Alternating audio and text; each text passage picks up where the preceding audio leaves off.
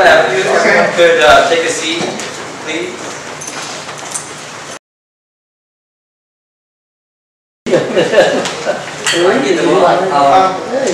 So welcome. Welcome to the.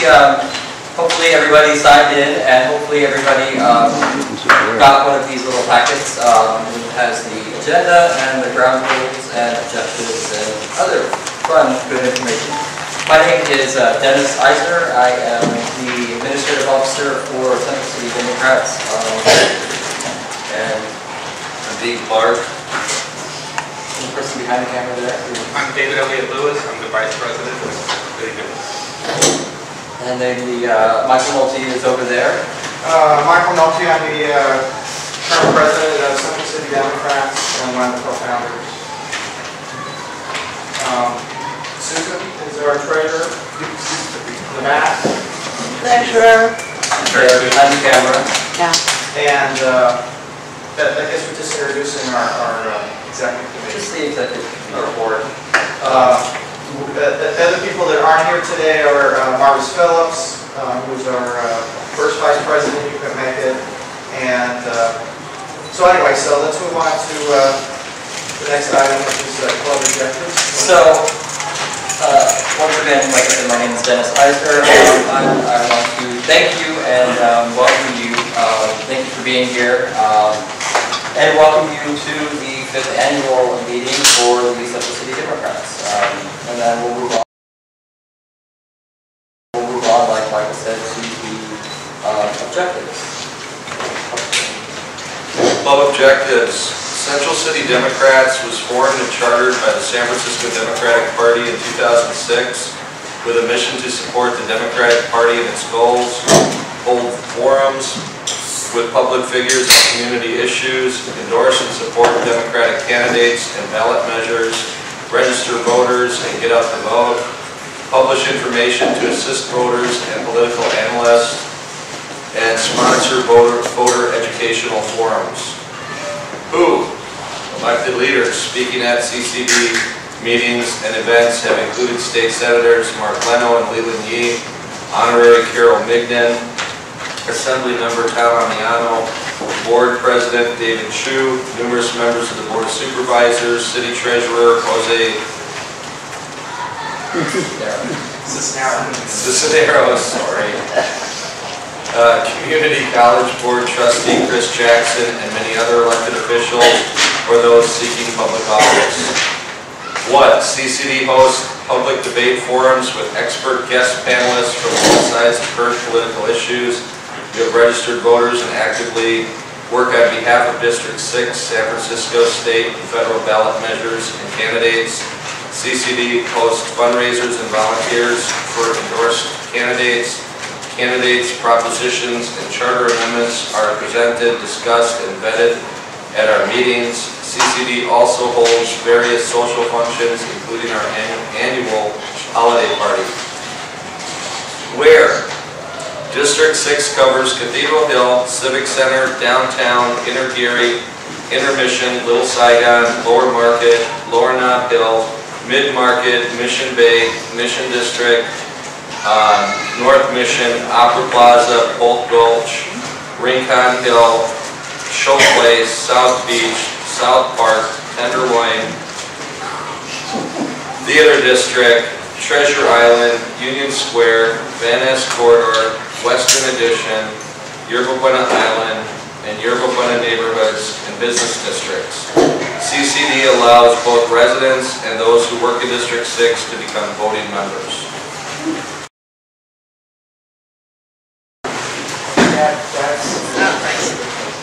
Good evening. Let me know if you can't hear me. I'm pretty good at projecting, but I can speak up if needed. My name is Denise Fennelson, and I'm from the Department of Elections. Michael graciously asked me to attend your meeting here, and I just want to pretty much say hello. As you know, right now, the Department of Elections, we do not have a special election that we're working on. Finally found out about that. So we're primarily working on preparing additional tools to help the general public, voters, have more knowledge about the upcoming election, which, as you can see on the flyer coming out, is November 8th. At this point in time, that is our next election. will further notice. Okay. So, couple things you do want to keep in mind for this upcoming election, and I've listed them here. The biggest thing we're trying to spread is we do have a website, and we're constantly updating the website to make it a little bit more user-friendly. And that is at the top here that says sfelections.org. So information about candidates, information about measures, information about polling places to voting regulations, different ordinances that are being applied to this election. You're going to find it at this site. You can also call us, and really small letters, but you can see here and it's on the website, is our phone number, and we're happy to answer any questions for you as well. Including information about ranked choice voting. Ranked choice voting is going to have an effect on our upcoming election. If you drop down to the bottom here, we have 3 elections that are going to be affected by ranked choice voting. That is the mayor, the sheriff, and the district attorney. Right now, we have 34 candidates for mayor. That may change as we move farther along. We're not into any deadlines at this point, but it is going to be a busy race, if nothing else. We have, just double check this as of Friday, we have 4 candidates for district attorney, and we have 7 candidates for sheriff. So these are the 3 contests at this time that we will be using ranked choice voting. This information on how to use ranked choice voting is on the website. I also brought brochures over on the table for that. And I would say about June 1st, please go to the website. We're going to have a new presentation that will be a little bit more user-friendly. It will have both visual and audio narrative, kind of PowerPoint, high-tech style. To help people get a better understanding. You would be able to use this for any communities, groups, and your own learning as well. So again, we're trying to advance that knowledge for that. Polling place locations will be changing with this election as well. So that information will be available at the beginning of October when we get everything together, but just heads up on that, there will be some changes with those. We also have a Saturday voting plan. The ordinance that was passed in this last November election may be affecting this election. There's a couple points on that. It needs to qualify still. So this is an ordinance that would allow for early voting on Saturday, November 5th. Now, technically, we already have early voting on Saturday, the weekend before, at City Hall. So early voting actually will start October 11th because October 10th is a holiday this year. Through City Hall. The last 2 weekends, we always open up City Hall for voting. This ordinance has it at your polling place. So there will be satellite voting locations, and that's what the ordinance is about. So for more information on that, again, we already have that posted on our site. It talks about the requirements. It is based on private funding, and we're in the middle of putting all of that down there, donations, everything else. We have frequently asked questions. So if you'd like more information on that, again, please go to the website. The only other thing listed on here is important dates. Most of these dates start in October, since the election is in November, but just for a heads up, if you're looking for any additional dates, again, mainly primarily going with candidates, measures, those types of deadlines are all on the site as well. I have brought with me voter registration forms. I'm going to assume most of you are registered to vote. If you need to change your name, change your address, or change your party, you do want to resubmit a registration form. So those are there. Vote by mail. If you'd like to change your status to vote by mail, I'm leaving applications for that. And again, there's some additional ranked choice voting brochures for you as well. That's pretty much it. Do you have any questions for me? Yes, sir. Are all the candidate names on the website? Yes, what I'm reading from is something we keep literally at the front desk of room 48, and it's also on the website for all the candidates listings for all 3 candidates. Now, I will point out, because I had a question on this myself, for instance, on Sheriff Michael Hennessy is still listed. I believe he said he withdrew, but as far as the paperwork goes, he's listed. So you might see people listed on here who you referred or not candidates at this time. So just be aware of that. Yes, sir. You also said that on the website you had information on the candidates. How did you get that? Pretty much this type of information, the listing. Basics. We haven't gotten any, no, the petitions, funding, fees, all of that is not due yet. So all we have at this point is the listing. Yes. But also the deadlines as well. I can show you. Yes. All three. So the Sheriff and district attorney as well.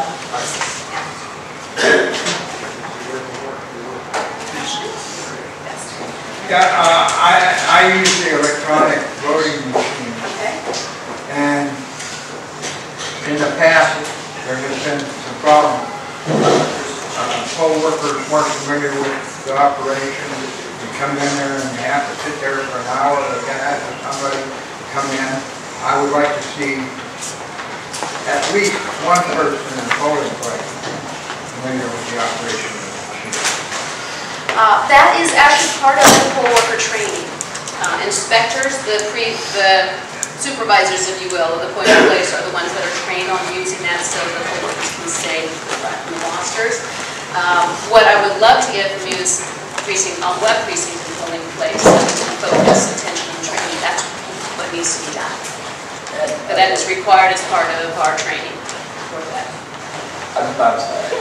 Just as someone who has been a poll worker and poll inspector at the last election and then also in years past, so not only a candidate, but obviously not the same year though. That would not be, yes, that would not be applicable. But yeah, so I certainly share your frustrations, and it is part of the training, and it's completely, comprehensive. So maybe they just weren't as aware or knowledgeable, or maybe they actually hadn't gone through the process before, so it's kind of a learning process. We actually have videos online on how to operate it for the I'm new to San Francisco, being out older, and I was just wondering, what is ranked choice voting? Oh, goodness. Please tell me to wrap up over there. Ranked choice voting base was voted in 2002, which rather than having a runoff for candidates, we have people make 3 choices the first time that they're at the polling place, and then use those choices to help eliminate candidates. So basically, it doesn't matter to be first, second, third? Right. If someone doesn't get the majority, then we go to the ranked choice. Yes, yes. But it's in the brochure, definitely look at the website. Yes. Yes. Thank you for that.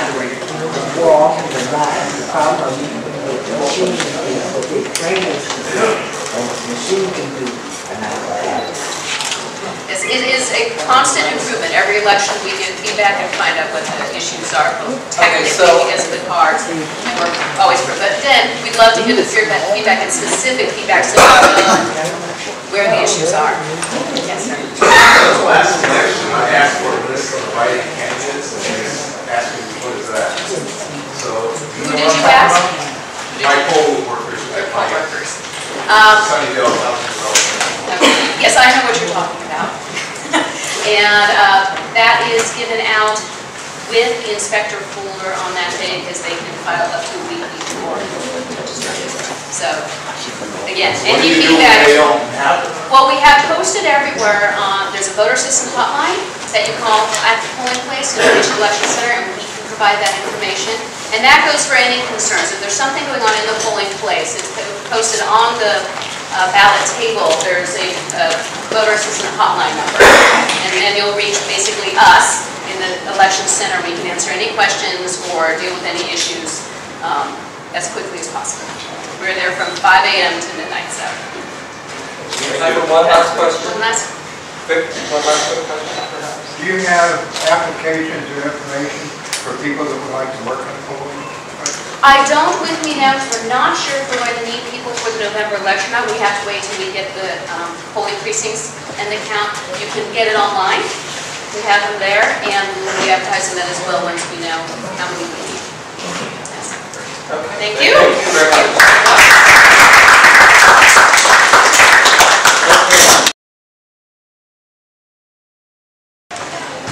Okay, membership report, 5th annual meeting, Monday, April 25th. In 2011, Central City Democrats was very active in the recruitment of new members by holding social events, attending candidate forums, and tabling to bring awareness about our club. Our outreach efforts paid off by a large turnout to our August 28, 2010 endorsement meeting. The membership committee sent out reminder notices and 2011 renewal forms to all the members who reside in District 6. The membership committee publicized the annual meeting by placing an ad in the Central City Extra page, Central City Extra on page 3 of the April 2011 issue. We sent out meeting notices on both our Facebook page and Yahoo group, as well as press releases over the internet. We recommend that everyone please renew your membership for 2010 by paying your membership dues today, or take an envelope from the sign-in table and mail it in with your membership dues. We want all of our members to be able to participate in our endorsement process for the November 8th election. Our next event for the membership to attend is our meet and greet scheduled for Monday, May 16th at 7 p.m. at 50 Mason Street, Social House. A flyer for this event is included in your meeting of your packet. That's the green paper at the end.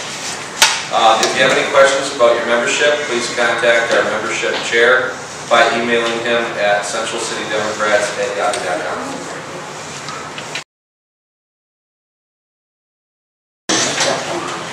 All right, we're going to move on to awards presentation. We're going to do the You Make a Difference Awards to those that are here. And so, for those that came in later, need to understand we have a set of ground rules about the awards ceremony, and that's under the ground rules. It says recognition award ceremony. Each honoree will give 2 minutes to speak. A timekeeper will stop you. Your award will be read out loud. You will shake the hands of the presenter or presenters. You will pose for the cameras. This is when you start seeing stars, and you will be given an opportunity for some short remarks. Okay, now remember, don't get too dizzy, don't fall to the ground. Nobody hears the caption. So, all right. How much time do you have? All right. So what we're doing now is we are giving the You Make a Difference Awards. And we read them all because whether or not you show up or not, we don't know if we sent somebody to be your take your place to accept.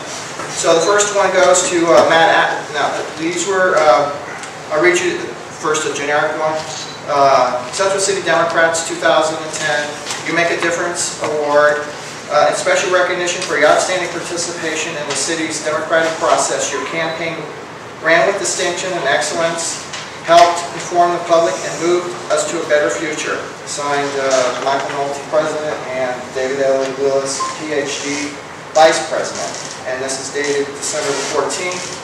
And our first recipient is Matt Ash. So is Matt Ash or a representative representing Matt Ash here? He was one of the 14 candidates that ran in 2010 for District 6 Supervisor. Going once, going twice, 3 times, not here. All right. So we'll move on to the next one.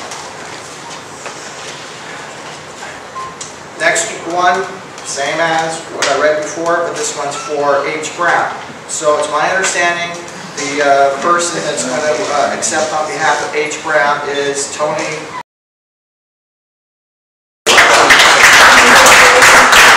Turn around, pose, and you actually get 2. The other one is from, I'll read this in a minute. The other one is from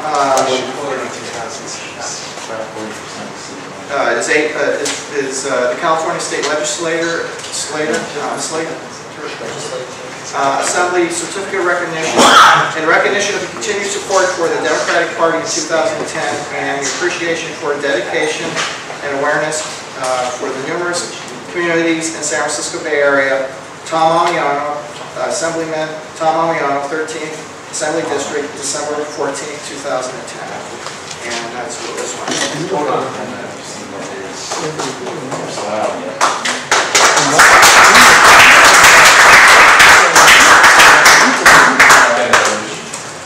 Well, no, I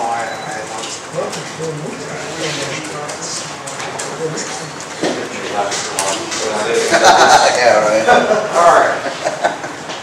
All right. The next recipient is Matt Drake. Again, Matt Drake ran for supervisor in 2010 and also previously. Is there a recipient here for Matt Drake or a substitute for Matt Drake? Going once, going twice, going 3 times, not here. See, that's what he does. Move on to the next one. I'm just curious if there are people They've been there are still members. He's probably not even a member. Did you see how many dollars per vote Matt Drake spent? He's probably not even a member. What's that? He's got like the lowest number of dollars per vote of the election. He runs a Unfortunately, very efficient Matt Drake operation. was a member last year, and please respect all our members. Oh, excuse me. So, thank you. Next recipient is James Keys. Again, James Keys is elected to have a substitute, so could you come up and say your name and so this is James.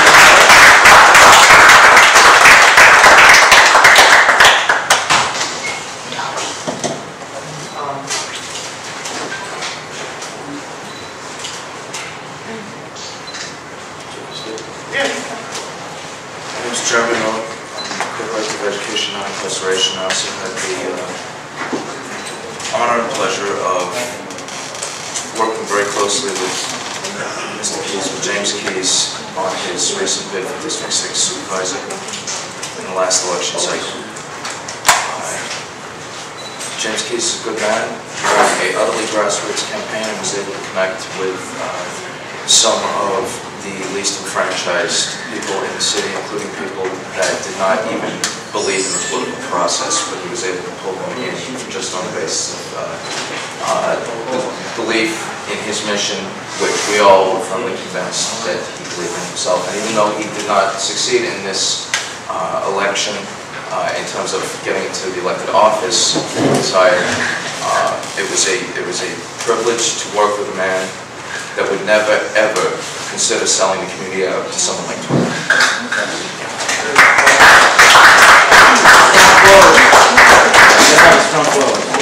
All right. Our next recipient is Teresa Sparks. Teresa Sparks sent me an email over the weekend saying she's got an event in East Bay, but I'm not sure if she sent a representative. She sent a representative to accept her award. If so, come up and get it. Going once, going twice. All right, and I should also point out that these recipients received were given the privilege to receive these awards on December 14th at our annual holiday party. So this is the second time we've tried to present them. So we're trying to, so it says whatever it says. I think there's still sour grapes about the election. No, we don't do that, because the whole purpose of honoring them is to recognize the efforts they did. I mean, they all got, none of them didn't get any votes, so they all did something and got votes. So, I mean, this is what the Democratic Club does, is recognize people that are fortunate. So, the community, whether you like their politics or not, that's... All right. Our next recipient is George... I'm going to kill your name, so how do you say it? That's okay. Maz Annapolis. Is that close? Is that better? Okay. All right. So, would you come closer?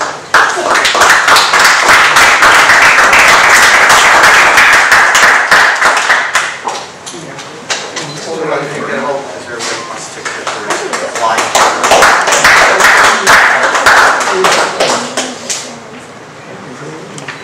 Now, this is what George looks like.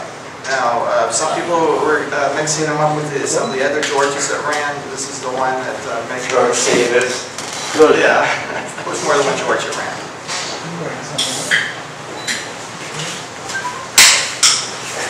Okay, would you like to say? Yes, my name is George. I'm not a politician. I'm a small businessman. I started this business after I see what is going on in the city hall. I didn't like what I see. We could do a lot of things in this city. especially District 6 needs a lot of help and a lot of people do use it. But I wish Srinagar is right around the bottom, Dandalong is right here. We are a lot of poor people out here. Nobody has done anything for the last, I don't know, I've been here 30 years in this area. The mayor, I haven't seen anybody doing anything for the people. So I decided to get into the politics. And that does not mean that this is the end of me. I will run again. Maybe not from this district I cannot run, so I will be running for the election in 2012. And thanks for inviting me. And thanks for that. Sure.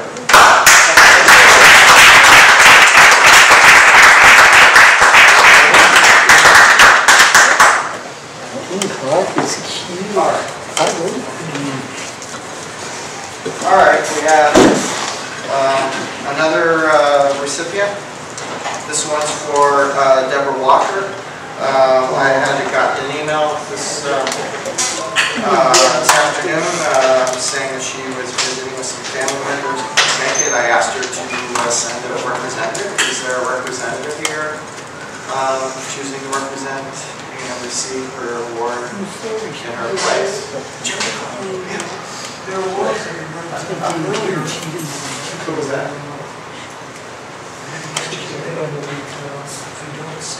Was it the ranking? I worked on my campaign pretty heavily. If you want me to get that, no. She has to send her on. We all know. It doesn't work that way. She has to send a representative. Just give it to anybody. But thank you for their offer. All right. Now what we're doing is trying to get our elected official to show up. So we might have to wait a little bit on that, but let's see what we can move into.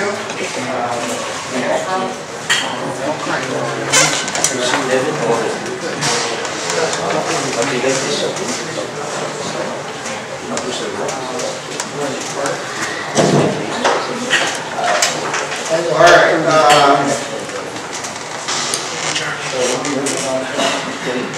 Well, we can move on to Emily Sarkar.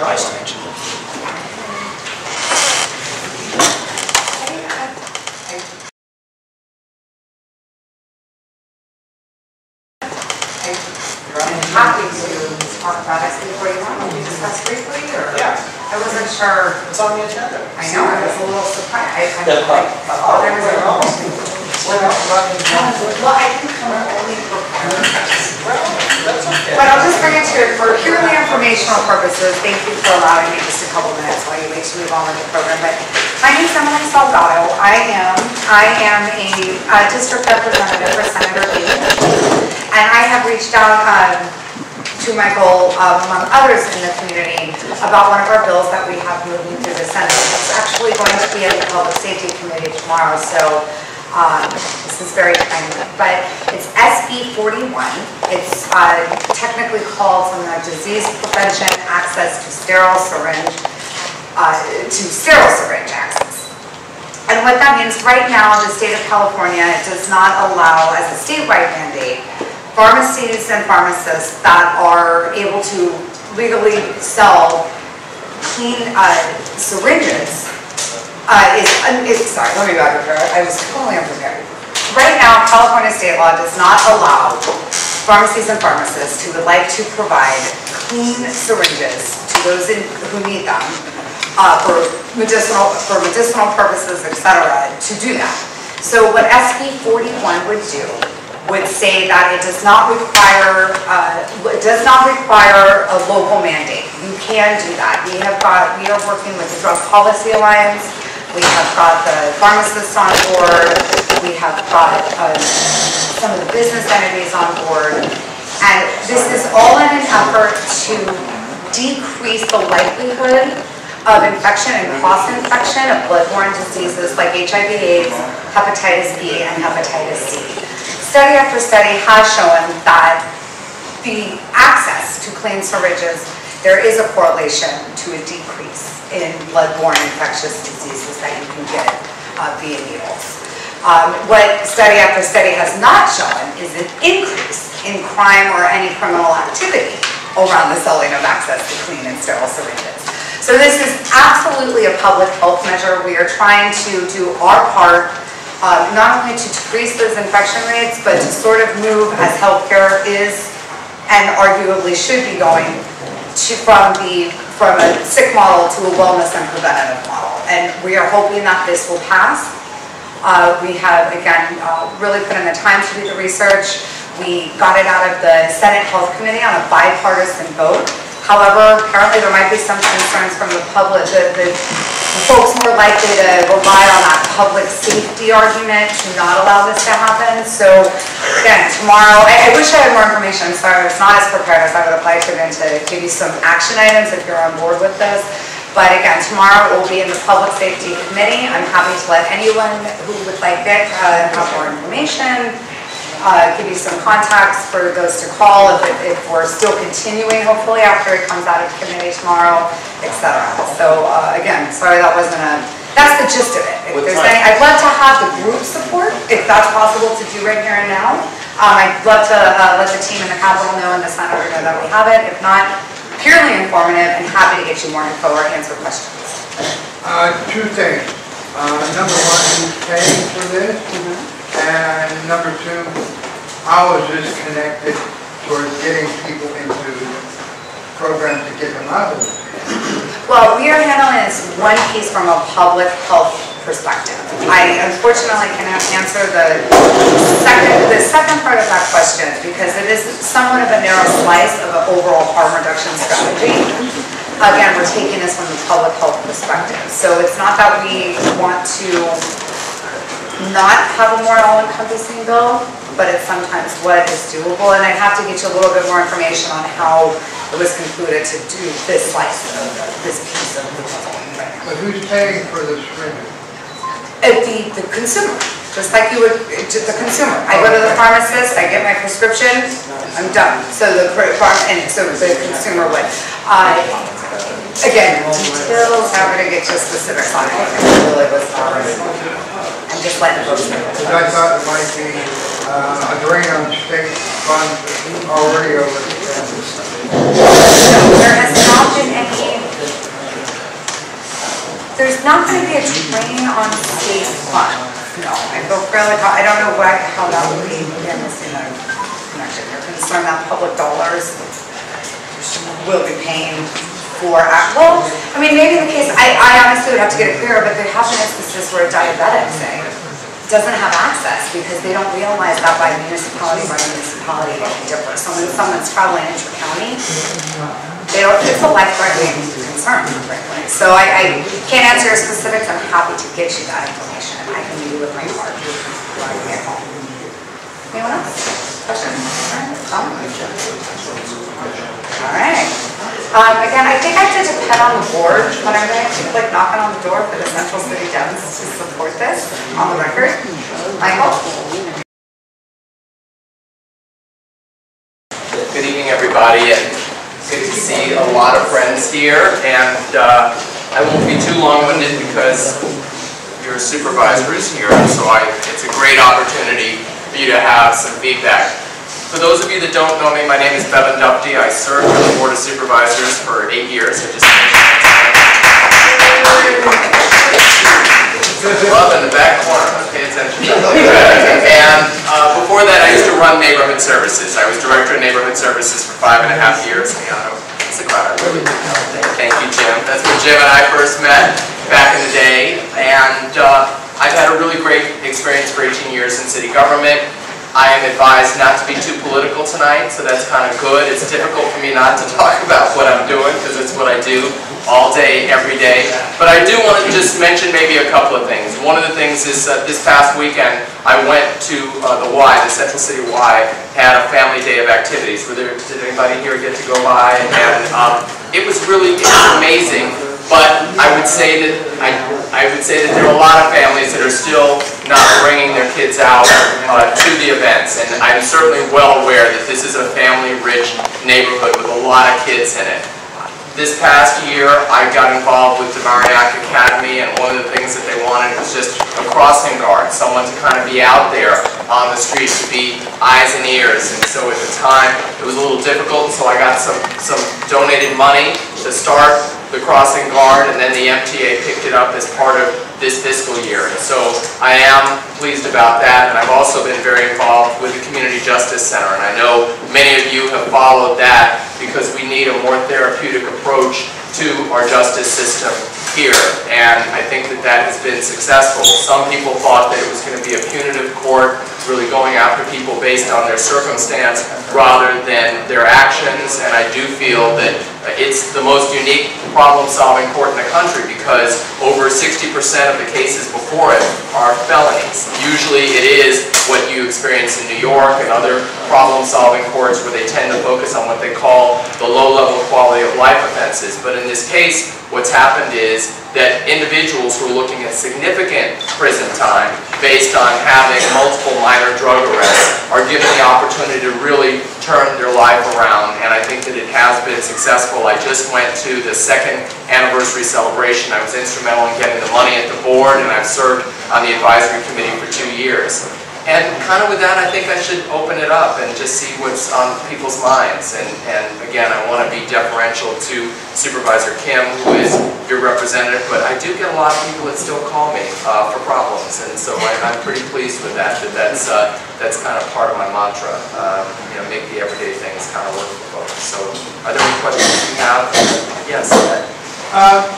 Recently, when the Halo has asked the Board of Supervisors to forego their pay raises.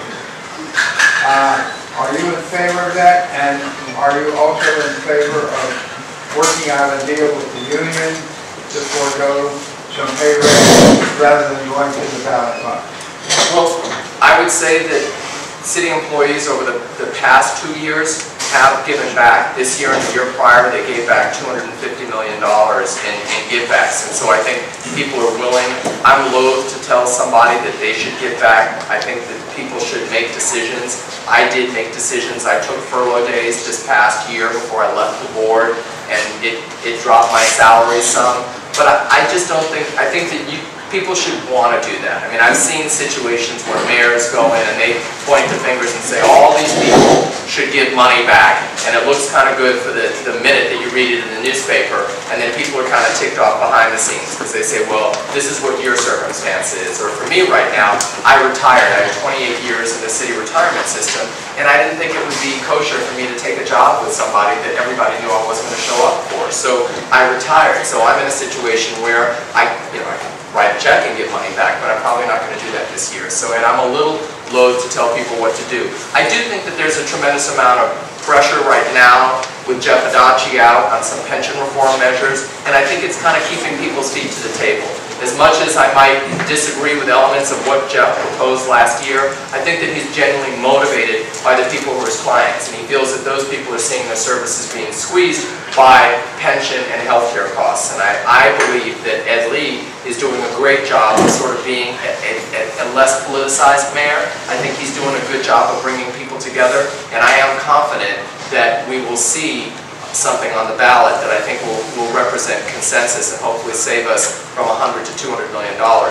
When I'm mayor next year, my focus is really going to be taking the next step, which is really around wellness, because our healthcare costs can really be managed if we really focus in on ways in which people can reduce their own health risks. I learned today that 2 city buildings have just formed Weight Watchers clubs, and with 50 people participating who are city employees, between these 2 buildings, they've lost 1,000 pounds over the last 5 months. And so I could lose a little bit of weight. All of us, and I don't want to be, I don't want to be a nanny, but if there's a positive way to do it, we know that diabetes, asthma, a lot of these conditions that really cost us in terms of human cost, financial cost, work cost, that those things can be addressed. And so I'm really hopeful that between the board and the mayor and the voters that we'll take this one building block around pension changes, and I definitely feel the unions are serious about trying to put things on the table that they think will be significant.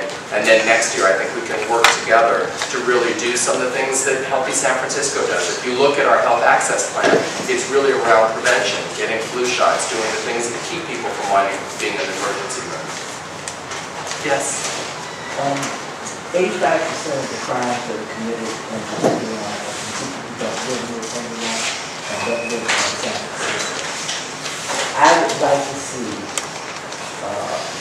when a person is convicted of a crime and they don't live in this county, that they be automatically fined $10,000 for bringing crime into our environment.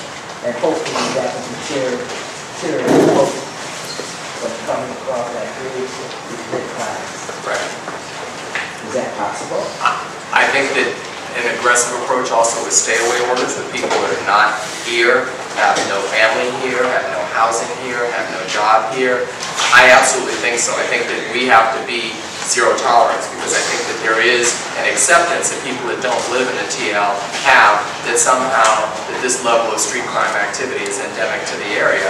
And your point is what I agree with. I think that people who commit crimes are like other people in life. They're entrepreneurial. They're going to go to the places where they're going to have the most likelihood of success with the least amount of downside. And until we up the downside, things will never change in this neighborhood. So I absolutely agree with you. One of the reasons, like I was shocked when Gavin named George Gascon to be the DA.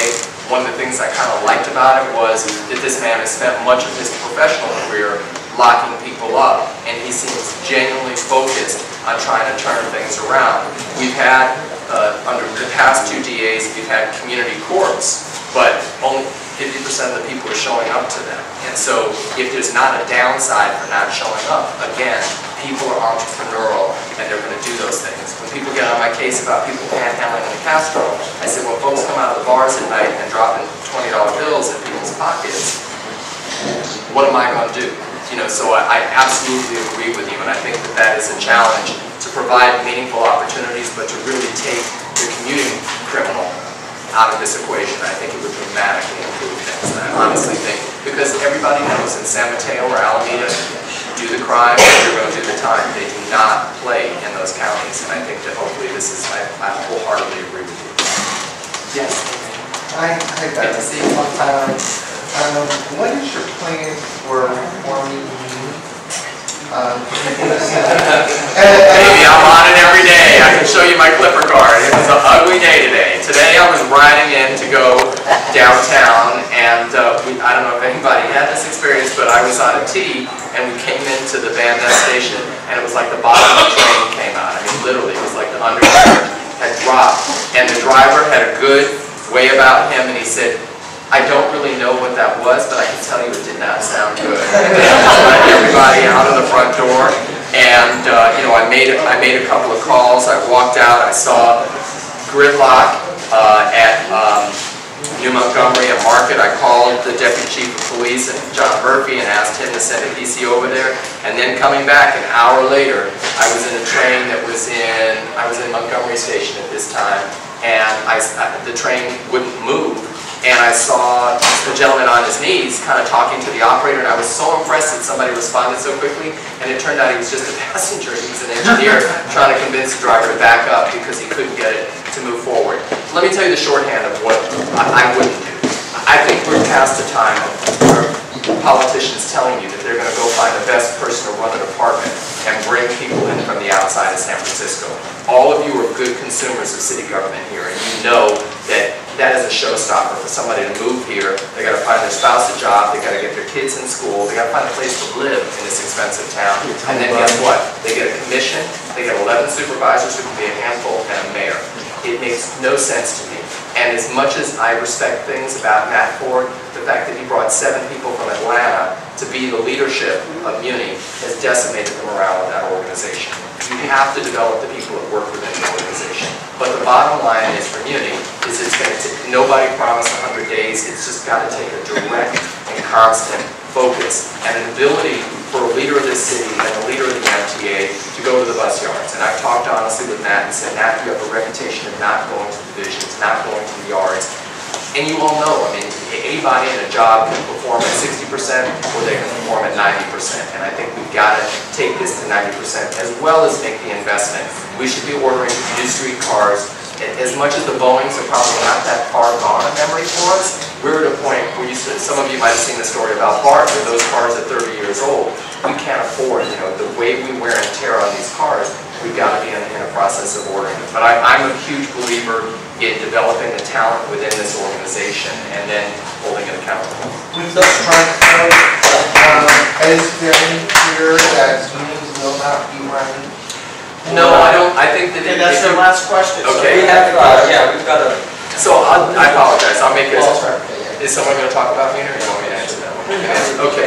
So what I would say is that this is kind of a chess game that is going on right now, where the operators have to authorize this vote, and it kind of moves things down. I am not so worried about it. It was an overwhelming vote, which I think, in effect, is a vote of no confidence for the current leadership of the agency. And again, maybe life isn't fair, but Matt has pursued enough jobs outside of San Francisco. And as I said to him honestly 2 months ago, when Gavin lost for governor, he came back, he was humble, and he said that he had the best job and he should have been more appreciative.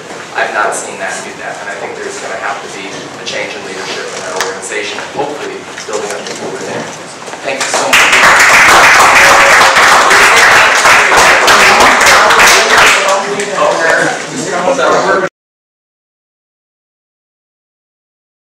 Do it work presentation. Supervisor up here too. So come join me.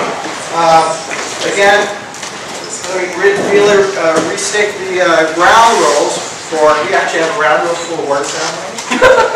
You like that? Yeah. So each honoree will be given 2 to 3 minutes to speak. A timekeeper, which is here, will stop you when you take too long. Your award will be read out loud. You will shake the hand of the presenters. There's 3 of them now presenting. And you are posed for the cameras. We have cameras. And you'll give an opportunity for some remarks. Keep it short. All right. And that's again in your packet. All right. So we're going in alphabetical order here. And it's kind of hard to read all these, but we'll try.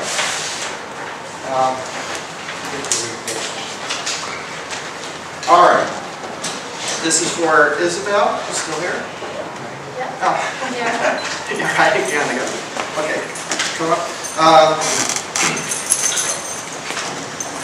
All right. I guess I'll read them all at the same time. Maybe your dog gets to carry a couple. Okay.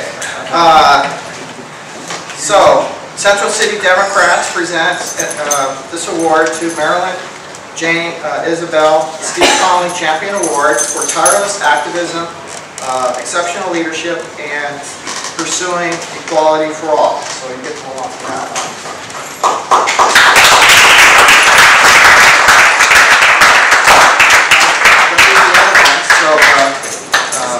You don't need to hang on to these, but I'll just read them. This one's from Assemblyman Tom Amiano, and it says, "This certificate of recognition is presented to Marilyn Jane Isabel in honor of her efforts in increasing political participation in Central City small businesses and residences. We applaud your tireless efforts in contributing to Central City Democrats." All right.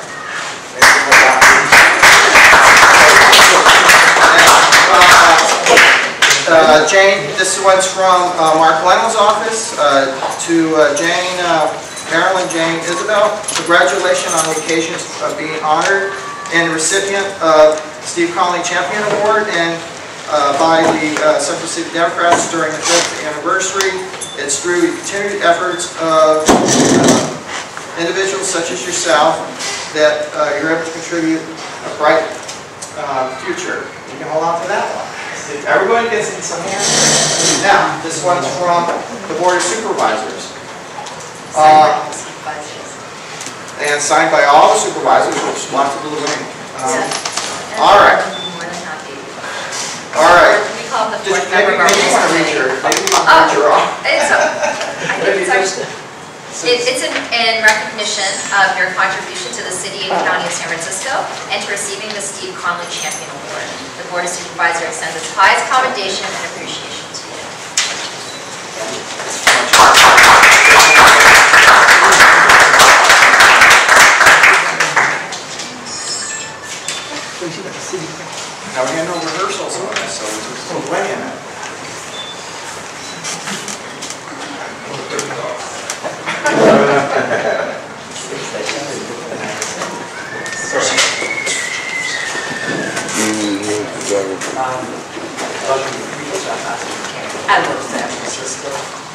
I think it's the most compassionate town in the United States.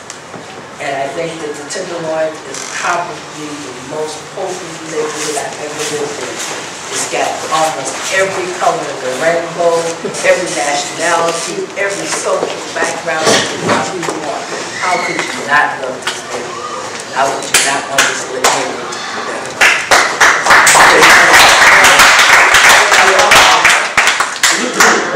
Yeah, one more honor to give it.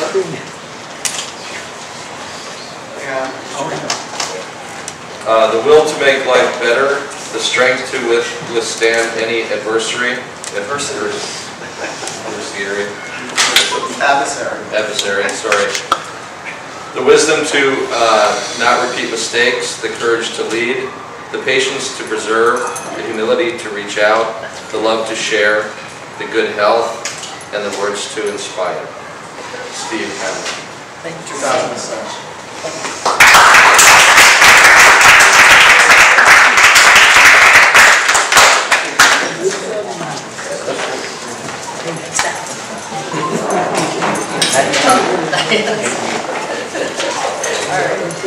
All right, so we're going to do the next.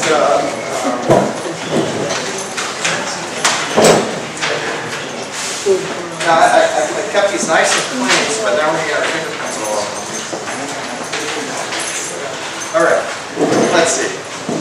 This is Jamie Whitaker.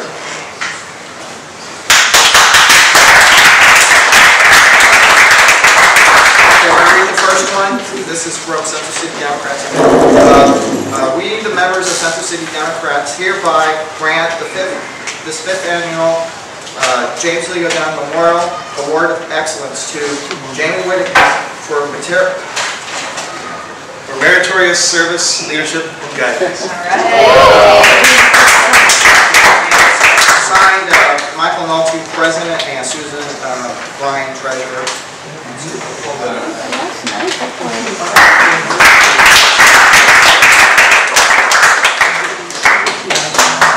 Okay, then we have one from Assemblyman Tom Amiano's office, Jamie Whitaker, the James Lee O'Donnell Memorial Award recipient. This certificate of recognition is presented to Jamie Whitaker in honor of her efforts.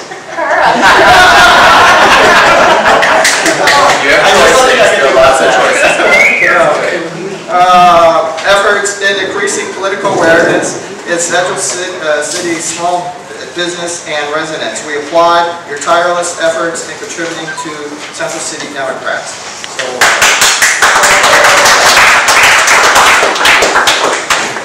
Okay, and then this one's from Mark Leno's office. Congratulations on the occasion of being honored as a recipient of James Lee O'Donnell Memorial Award by the Central City Democrats during the 5th anniversary. It is through the continual efforts of individuals such as yourself that we were able to contribute to a brighter future.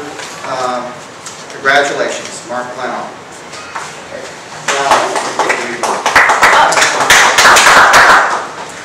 And this goes out to Jamie Whitaker, who, by the way, actively comes to many of our board committee hearings and our board meetings to speak on any issue that impacts District 6. We appreciate it.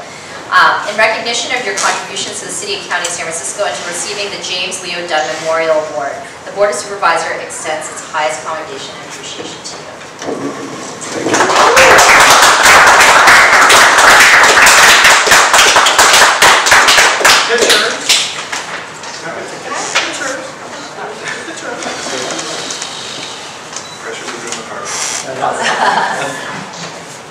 Everybody get pictures? Yeah. I'll take a brief couple minutes. Howard Dean got me interested in participating in politics in 2003. People powered Howard. You have the power, and I totally embrace that idea that we each have the power to change our community for the better. I'm so thankful to have Supervisor Kim taking on pedestrian safety. That is what got me. That's why I started a blog in Rincon Hill. We have a lot of shared challenges living downtown San Francisco, and I see pedestrian safety as one of them. And of course, it's up to us to hold folks accountable. But I think we've got a great supervisor that's listening to our needs and what's most important to us, and that's what we're doing. Thank you.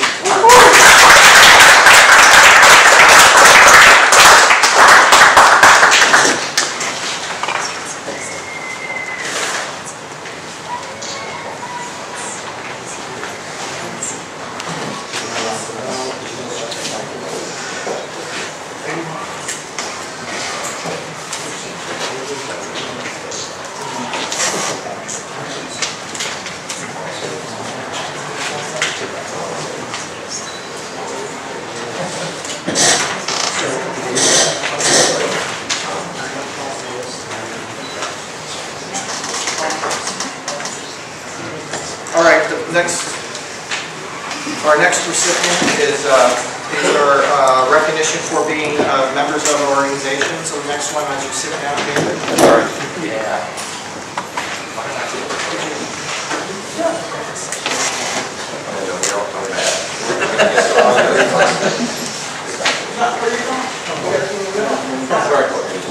He's going to be in the background, and we're going to toss him out.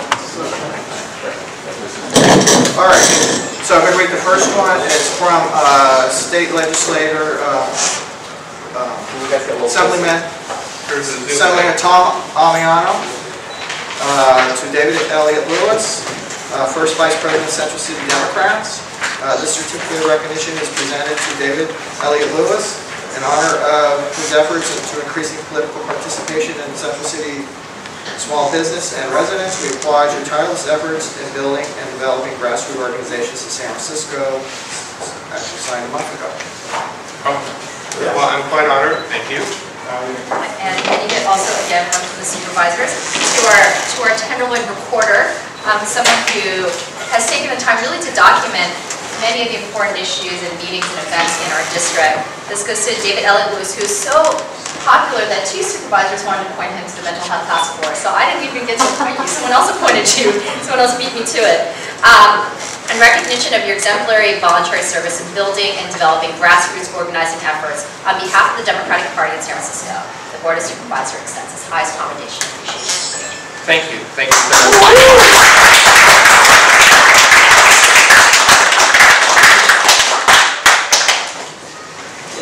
Thank you. Quite humbling, I might say. I'm sort of new to political participation. It wasn't until the district supervisor races of 2010 that I really got involved in community affairs and local politics. And I did it as a way to kind of engage the community and learn more about, the political system and myself. I made a lot of great friends, and it's an ongoing process. And for me, it's a path to healing as well. I highly recommend volunteering. It's just a way for personal growth and for healing. Strongly recommend it. Thank you. Thank you so much for your time.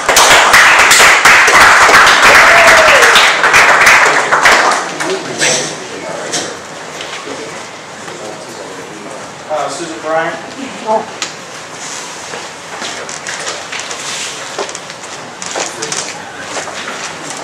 Susan, where'd you go?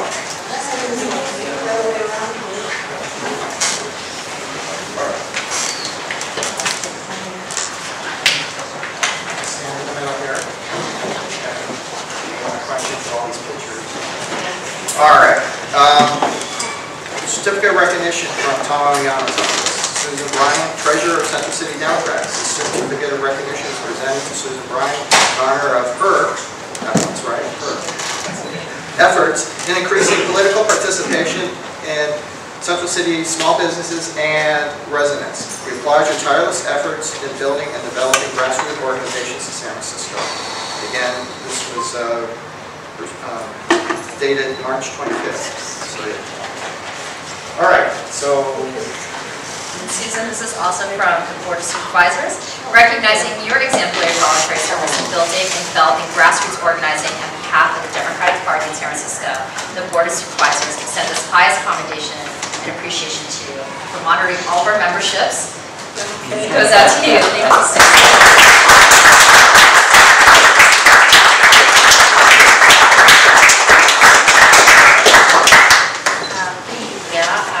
One of the things I'm proudest of is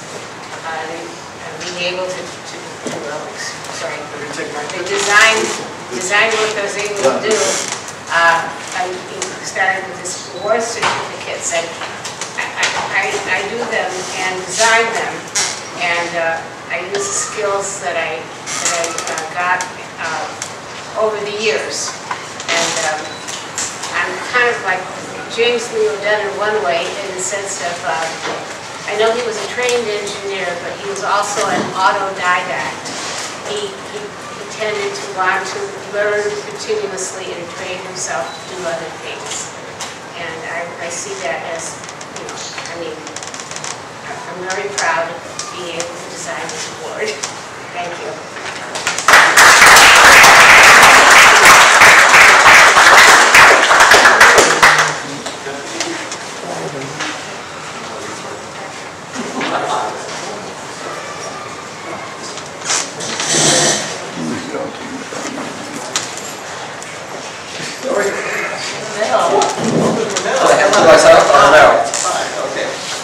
All right, Dennis Eisner, Secretary of Central City Democrats. This certificate of recognition is presented to Dennis Eisner in honor of his efforts to increase the political participation in Central City small businesses and residences.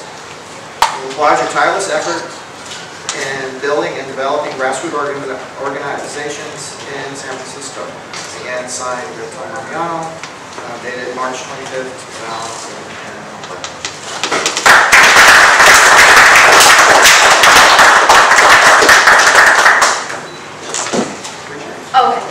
This also goes to Dennis Eisner in recognition of your exemplary volunteer service in building and developing grassroots organizing. And this is one of the true grassroots Democratic clubs in the city.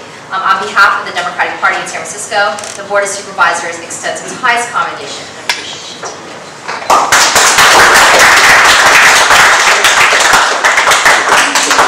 Speech? I just want the whole. Oh, thank you. Okay, speak. Oh, well, I'm not running for anything at the moment, as of yet, so that may change. So I don't really have much of a speech. But believe me, if I do decide to announce my candidacy for something this year, you know, I'll have a bigger speech. Thank you. Thank you. Well, I know, me and everybody can be running for all of this, but thank you. Thank you for both of these, and yeah. Okay, it's an honor. The second. Exactly. It's an honor and August 12th. Who's counting? Exactly. Who's counting?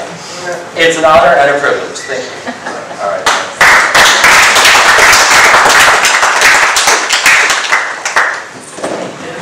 Otto?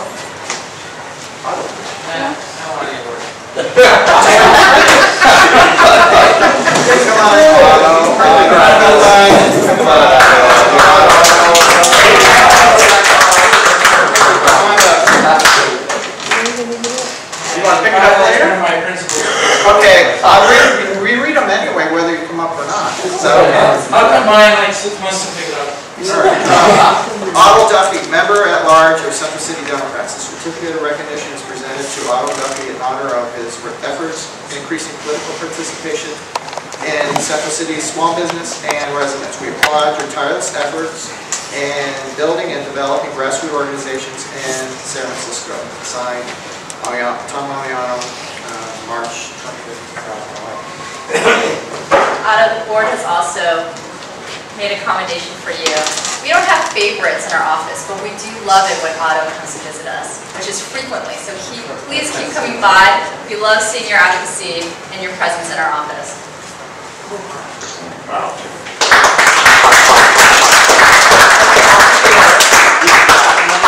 Comes by in a few months. When James Keys comes by. That's great.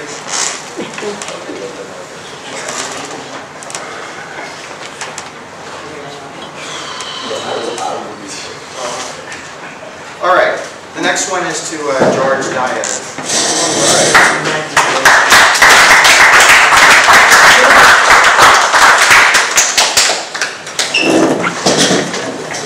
Interim President of Central City Democrats. This certificate of recognition is presented to George Diaz. Okay. In honor of his efforts of increasing political participation in Central City, small businesses and residents. We applaud your tireless efforts in building and developing grassroots organizations in San Francisco. Signed, Tom Leon, District 13, March 25th, 2011.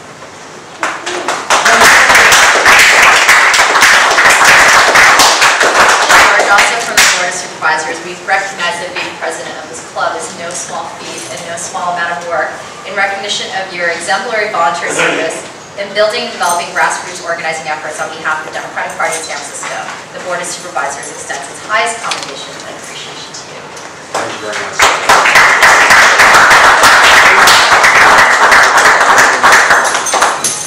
Well, I'll give a little brief speech. I will say that I met Michael Nelty in August of 2006 when I decided to run for District 6 Supervisor, and it's certainly been a wild ride. He had started forming the club that year, and I did actually get to participate in the actual, what do we call it, the chartering, when the DCCC did accept the club. It was once the newest club. Now I know a few more have come along. And I've been privileged to serve on the board of one other club, the City Democrat Club, which builds us up as the oldest club, having been founded in 1980. And I'm also a member of the District 3 Club, the Wallenberg Club. I got to be a delegate to the 2008 convention. I campaigned for Carol Migden in San Rafael, of all places, got called some nasty names. Got to meet a lot of nice people, got to know a lot of the politicians got to know me, which is kind of, you know, the reverse when you go in and Mr. Amiano, Jake's vocal blank, he always likes to shake hands with me more than other people. I'm not really quite sure why, but it depends on who I'm hanging out with, I guess. But anyway, it certainly is nice to be back here. There's a lot of new faces in the club, and I remember when it was only like 3 or 4 of us in a room, and so it certainly is gratifying to see a club really take off. I know a lot of people aren't here tonight who are also on the membership roster. And so thanks a lot. And remember, we learned in 2000 at Bush v. Gore that a vote doesn't count, but we should vote anyway. All right, thanks a lot.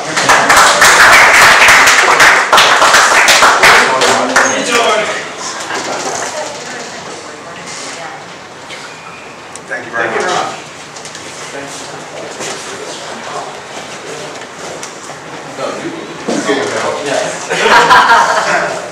Okay, we got in the corner, guys. Certificate of recognition from California Legislature Assembly for Michael Nolte, President of the Central City Democrats. This certificate of recognition is presented to Michael Nolte in honor of his efforts in increasing political participation in Central City small business and residences. We applaud your tireless efforts in building and developing grassroots organizations in San Francisco. Assemblyman Tom Amiano.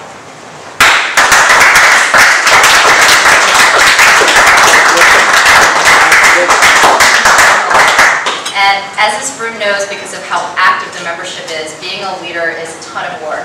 And organizing leaders and advocates is a ton of work. So in recognition of your exemplary volunteer service in building and developing grassroots organizing on behalf of the Democratic Party of San Francisco, the Board of Supervisors extends its highest commendation and appreciation to you.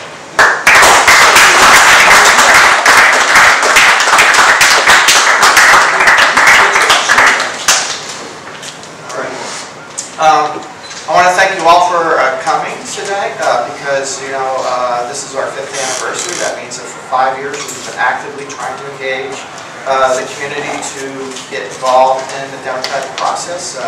One of our accomplishments was to get Obama into office. That was very important because in our neighborhood we feel that everyone counts and we should try the best to try to make that happen. By actually getting people to vote that normally would not vote is very important. One of my goals when we started this venture on April Fools in 2006, there was a fun for that, but you know we did it on April Fool's Day, was because we were at the same time joking, but at the same time serious about trying to do something for our communities, which District 6 is many communities, trying to increase a voice that usually is not heard, which are the residents. But we also feel the same thing happens for the business owners. The business owners are not always heard either in the process. So we felt that what better to do is to include both businesses and residents in a Democratic club that would represent District 6, which also, in a weird way of looking at it, every elected official practically has an office in District 6. So whether or not they realize it, they should be a member. So, you know, it's a little pun on them when they come and visit us. Well, how come they're not a member? You know, they should become a member because, you know, they're going to be representing us. They're going to be coming into our district to go to their offices. And it's very important that they realize that we're actually the only chartered Democratic club for District 6. And we take pride in that. So, anyway, yeah. I'm the timekeeper too. That's true.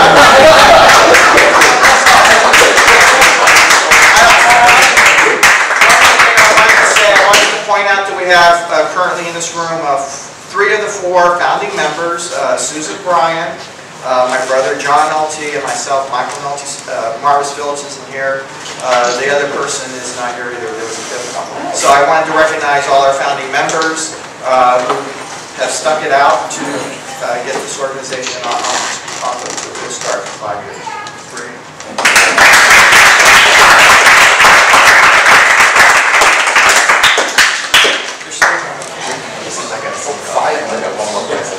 Oh, sorry, I'm thinking that. Thank you, Bevan, for being here. Thank you very much.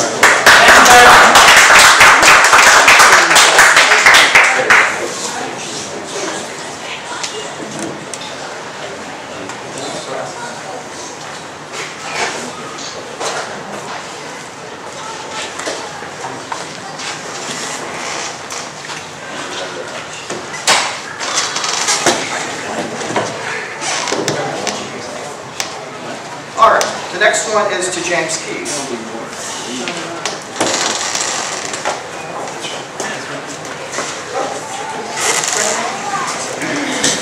All right, this is for James Keys, member at large for Central City Democrats. A certificate of recognition is presented to James Keys in honor of his efforts in increasing political awareness in Central City small businesses and residents. We applaud your tireless efforts in building and developing grassroots organizations in San Francisco. Signed, Tom Amiano.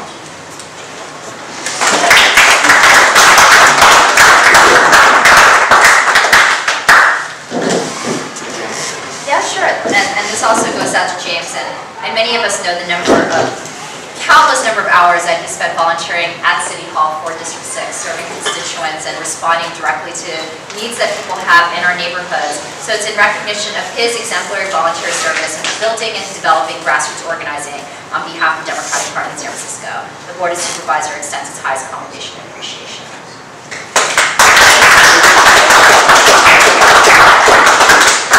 My name is Jeremy Miller. I introduced myself a moment ago, but I'll say it again. I'm co-director of education, not incarceration. It's a nonprofit in District 6. I also had the pleasure of working very closely with James Keys on this campaign, and at points being somewhat of a de facto campaign manager. It was quite a ride. I want to just very briefly touch on James's clarity of vision.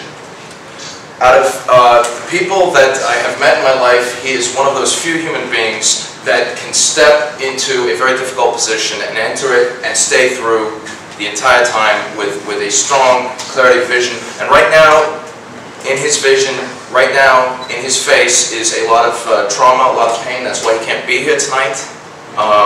He just lost a friend, Salvador Guzman, who also worked on this campaign with us. So Salvador, rest in peace. I saw that at the end of the agenda. Salvador be recognized again. And just to return for 2 seconds to his clarity of vision, what I loved and what I still love about my brother James Keys is that he would never, ever make the misunderstood analysis that the problem is entrepreneurial panhandlers when it's really entrepreneurial building owners and entrepreneurial politicians that are putting profits over people's empowerment. He would never make that confusion, and that's why I was damn proud to work on his campaign. Yeah.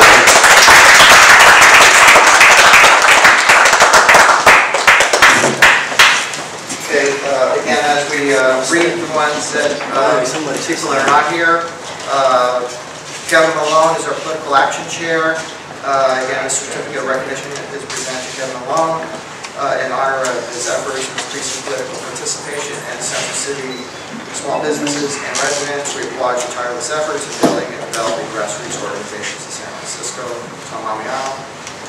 Our also goes out to Kevin, who has been really active in San Francisco politics for a very long time. And it goes out to his volunteer service in building and developing grassroots organizing on behalf of the Democratic Party.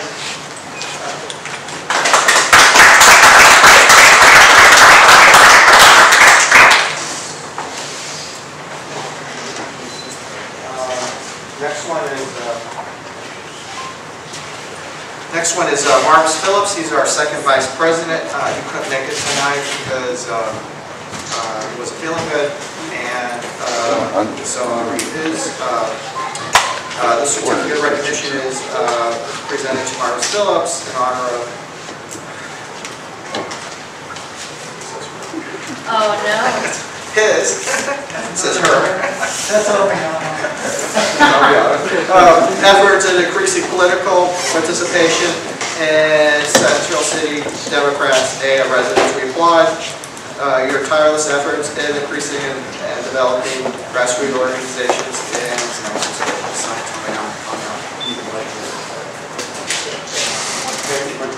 Sure. Mark, this also goes out to Marvis Phillips for his volunteer service in building and developing grassroots organizing on behalf of the Democratic Party and, of course, the District 6 community.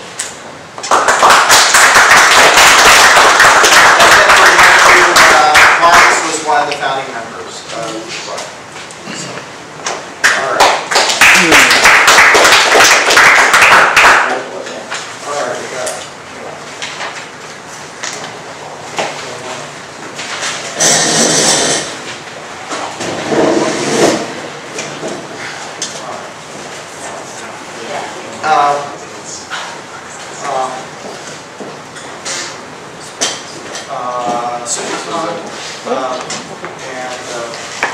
You want to come up to this one? This is our for the club. No? All right. Try to get all our board members up. Okay. Well, at large. You got to get up there. All right.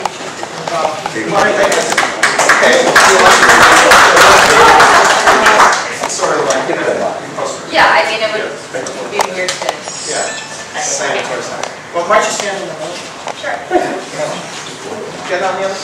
Jenkins, no, Jenkins. Oh. Yeah. Just present.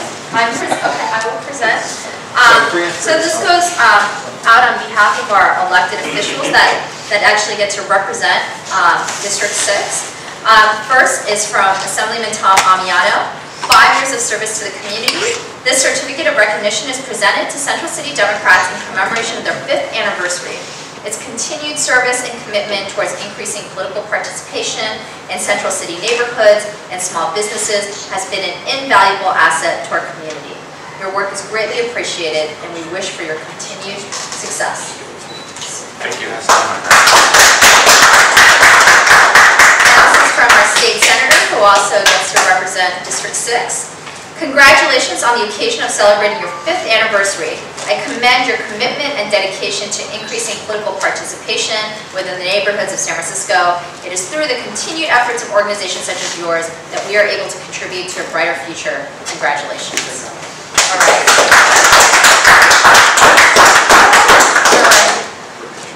And then, of course, this is signed by the entire Board of Supervisors, as Michael mentioned earlier, to the only Democratic club here in District 6. In recognition of your active political participation and commitment to our neighborhoods, and to commemorate your 5th anniversary, the Board of Supervisors extends its highest commendation and appreciation.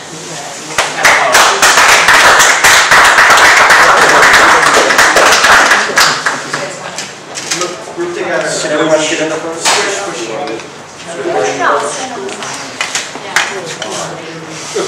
Is everybody in the picture?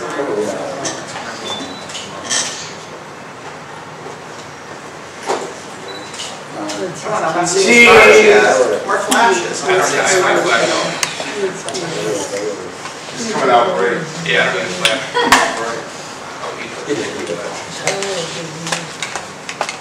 Now I wish I had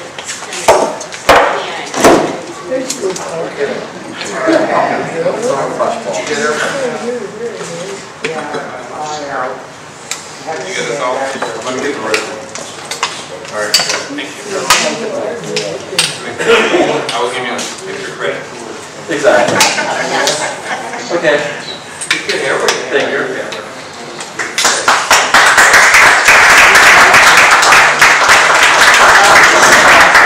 Now we'd like to hear from Jane. Jane. Chris, can you get out? We get to speak a little bit.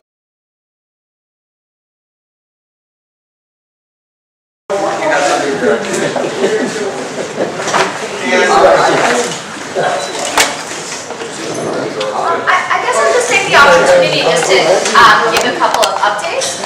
So, as Jamie had mentioned, one of our top priorities in the office currently is working on pedestrian safety in District 6. And many of you already know this. San Francisco is the unsafest city to be a pedestrian in the state of California, and it is less safe than New York, Tokyo, Hong Kong, which is much more dense than New York. District 6 is the most impacted of all the districts in terms of pedestrian vehicle collisions. So we've been working with a lot of our neighborhood stakeholders who've been coming out from South Beach, from South Market, and the Tenderloin in particular, to help us develop a set of priorities for what we'd like to see accomplished, given the budget constraints that we have. So some things that I've been working on with MTA is, for example, to get the 15-mile-per-hour speed limit zones at our school sites, working on some crosswalks, particularly on 6th Street, and seeing what we can do around areas where we know that there are senior buildings and senior centers first. So we have a bunch in Western Soma, and also looking at streets where there's, which should be for pedestrians as well, but have a lot of vehicles like King Street and 2nd Street, Eddy, Ellis, McAllister. So that's some of the work that we're doing right now. So we're really trying to put the fire at some of these departments to make sure they're actually prioritizing some of their funds to come to District 6. Second, we're continuing to work on better enforcement for bed bugs. I did meet with Department of Public Health today. I'm trying to work with Barbara Garcia on how we can actually put more resources within their existing resources to go towards bed bug enforcement, and how to actually set some set procedures. We don't have a set number of days by which they have to respond. There's no set penalties which they give to landlords if they don't abate the bed bugs. So we're trying to clarify all of those processes with DPH and with DBI. We are also, I also sit on the budget committee, and I will probably be spending the bulk of my time the next 2 months on the budget process. And we are looking at roughly a $380 million budget deficit this year. With, if we take all of the department cuts, that includes the really, really painful contingency cuts, which I'm sure many of you are familiar with, we're still looking at an $80 million shortfall. And I personally don't want to approve of many of the contingency cuts already, which would really hit our district and our neighborhoods very hard. You know, cuts that are coming through DPH and Human Services Agency, Department of Children, Youth, and Their Families. So we're trying to work as creatively as possible to see how we can work to prioritize what we're going to fight for as a community. So our office will be leading budget stakeholder meetings so that we can develop priorities as a group and not necessarily kind of favor one voice over another, because our neighborhoods and our constituents are so interconnected. So that's what we're going to be looking at. But it's going to be a very painful process, but we'd like you to participate in it as much as possible in the next 2 months. So thank you so much, and congratulations to all the leaders. It really is amazing both how active this group is, but also the incredible level of activity from each individual member in bettering our neighborhoods and our communities. And I feel very lucky as a supervisor to have such active and engaged organizers and advocates fighting on behalf of our neighborhoods. Thank you.